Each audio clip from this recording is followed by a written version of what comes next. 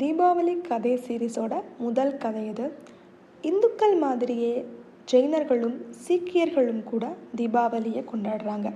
ஆனால் அவங்க தீபாவளிக்கெல்லாம் பின்னாடி வேறு வேறு கதைகள் இருக்குது. இந்த எபிசோடில் நம்ம சீக்கிய தீபாவளிக்கு பின்னாடி என்ன கதை இருக்குது அப்படின்னு தான் தெரிஞ்சுக்க போகிறோம்.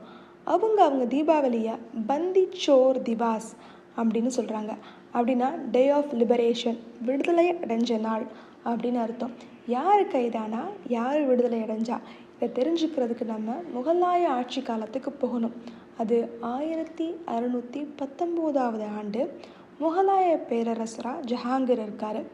அப்போது சீக்கிய குருவாக இருக்கிற ஹர்கோபிந்த் சிங் அவங்கள ஜஹாங்கீர் சில பொலிட்டிக்கல் ரீசன்ஸுக்காக கைது பண்ணி குவாலியர் கோட்டையில் அடைச்சி வச்சுருக்காரு.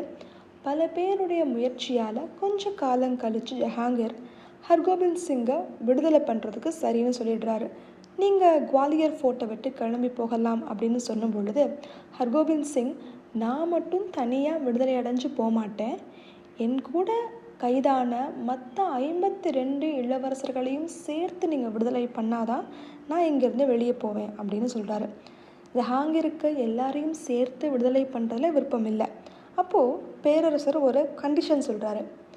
ஹர்கோபிந்த் சிங்கனுடைய மேலாடையை எத்தனை பேரால் பிடிச்சிக்க முடியுதோ அத்தனை இளவரசர்கள் மட்டும் வெளியே போகலாம் அப்படின்னு சொல்ல, ஏன்னா ஜஹாங்கீருக்கு தோணுது 52 பேராலையும் ஒரு மேலாடையை பிடிச்சிக்க முடியாது இல்லையா, அப்போ நிறைய பேரால் விடுதலை அடைஞ்சு வெளியே போக முடியாது அப்படின்னு நினச்சிக்கிட்டு ஜஹாங்கீர் இதை கண்டிஷனாக சொல்கிறாரு.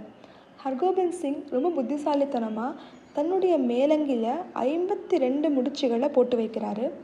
ஒவ்வொரு இளவரசரும் ஒவ்வொரு முடிச்சை பிடிச்சிக்க அத்தனை பேரும் விடுதலை அடைஞ்சு வெளியே வராங்க. இவங்க எல்லாரும் விடுதலையான அந்த நாளை பொற்கோவிலில் சீக்கிய மக்கள் எல்லோரும் விளக்குகளை எல்லாம் ஏற்றி கொண்டாடுறாங்க. அதுதான் அவங்களுடைய தீபாவளி பண்டிகையாக மாறுது. இதுதான் சீக்கியர்கள் கொண்டாடுற தீபாவளிக்கு பின்னாடி இருக்கிற கதை.